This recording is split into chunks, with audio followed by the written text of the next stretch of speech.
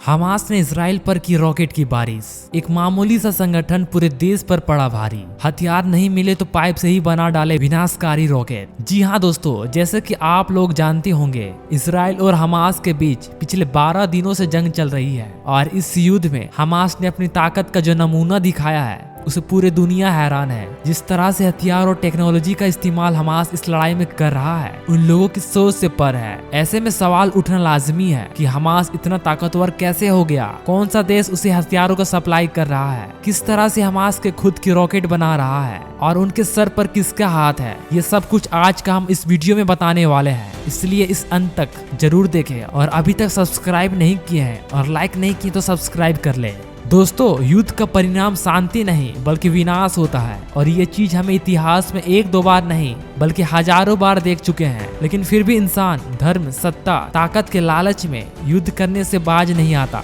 अभी दुनिया Russia Ukraine वार से उभरी नहीं थी कि इसराइल और हमास के बीच जंग छिड़ गई है। हमास जो इस लड़ाई में फिलिस्तीन का पक्ष रख रहा है, एक सुन्नी इस्लामी संगठन जिसे 35 साल पहले 1987 में बनाया गया था। मुख्य रूप से देखा जाए तो इस लड़ाई यरूशलेम को लेकर चल रही है, जो यहूदियों, मुसलमान और ईसाइयों के तीनों धर्म को लेकर एक पवित्र जगह है और किसी भी धर्म के लोग इस जगह को छोड़ने के लिए तैयार ही नहीं है। खैर, ये यरूशलेम को लेकर चल रहे विवाद में इतिहास बहुत ज्यादा पुराना है, इसलिए हम इसके गहराई में नहीं जाना चाहेंगे। फिलहाल जो हालात हमारे सामने है जो ये है कि हमास और इसराइल के बीच पिछले 12 दिनों से जंग चल रही है, जिसमें 5000 से ज्यादा लोग अपनी जान गंवा चुके थे। साथ ही लड़ाई में दोनों ही पक्षों का अरबों खरबों डॉलर जिसकी संपत्ति का भी नुकसान मरने वाले में इन लोगों में सिर्फ सिपाही या हमास के लड़ाके नहीं बल्कि हजार मासूम और बेकसूर लोग भी हैं जो किसी हाल में जंग नहीं चाहते। न जाने कितनी ऐसी परिवार है जो पूरी तरीके से खत्म हो चुके हैं। यहाँ तक कि छोटे छोटे बच्चों पर भी इस जंग का कहर नरक की आग बनकर बरस रहा है। जैसे कि हमने कहा, युद्ध सिर्फ विनाश लेकर आता है और इस लड़ाई में विनाश हमास ने मचाया उसे इजराइल समिति पूरी दुनिया हैरान है। इजराइल को हमेशा ही दुनिया का ताकतवर देश में शुमार किया जाता है, लेकिन हम आज नहीं, छोटे से संगठन ने पूरे देश को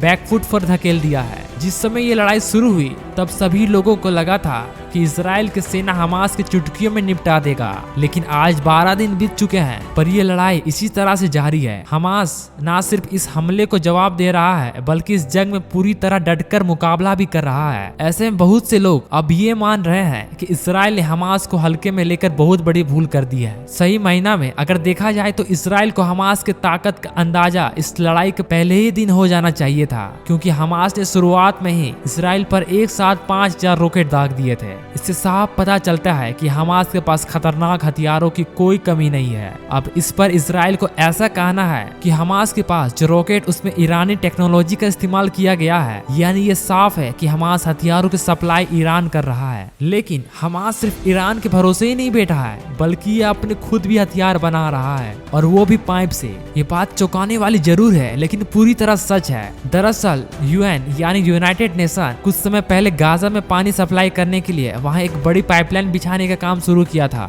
पाइपलाइन 48 किलोमीटर लंबी, जिसका पूरा काम होने से पहले हमास ने इस पर कब्जा कर लिया। हमास के लड़ाके इन पाइप को उखाड़कर और इसे हजारों रॉकेट बना रहे हैं। इससे ये बात पूरी तरह साफ हो जाती है कि हमास के पास टेक्नोलॉजी का कोई कमी नहीं है और अगर उसे कहीं से हथियार ना मिले तो ये खुद के लिए हथियार बनाने में पूरी तरह से सक्षम है। आप ये जानकर हैरान रह जाओगे कि हमास के पास 10 किलोमीटर से लेकर 250 किलोमीटर की रेंज वाले रॉकेट मौजूद है और ये सारे हथियार उसके लड़ाकों ने अपने आसपास मौजूद सामान को इकट्ठा करके बनाए हैं। तो दोस्तों, अभी तक की बात करें तो इस युद्ध में हजारों लोग की जान जा चुकी है और दोनों तरफ से फिलहाल ये लड़ाई थमती हुई नहीं दिखाई दे रही है। दुनिया की कई देश इस लड़ाई को खत्म करने में लगे हुए हैं, क्योंकि जब दो देश आपस में भिड़ते हैं तो नुकसान पूरी दुनिया को उठाना पड़ता है। तो अब आगे ये लड़ाई कहां तक जाकर रुकती है ये देखने वाली बात है। वैसे आप लोग इस युद्ध के बारे में क्या सोचते हैं? अपने विचार कमेंट के माध्यम में जरूर शेयर करें। बाकी दोस्तों, आज के इस वीडियो में बस इतना ही। वीडियो अगर अच्छी लगी तो प्लीज वीडियो को लाइक, शेयर एंड सब्सक्राइब करना।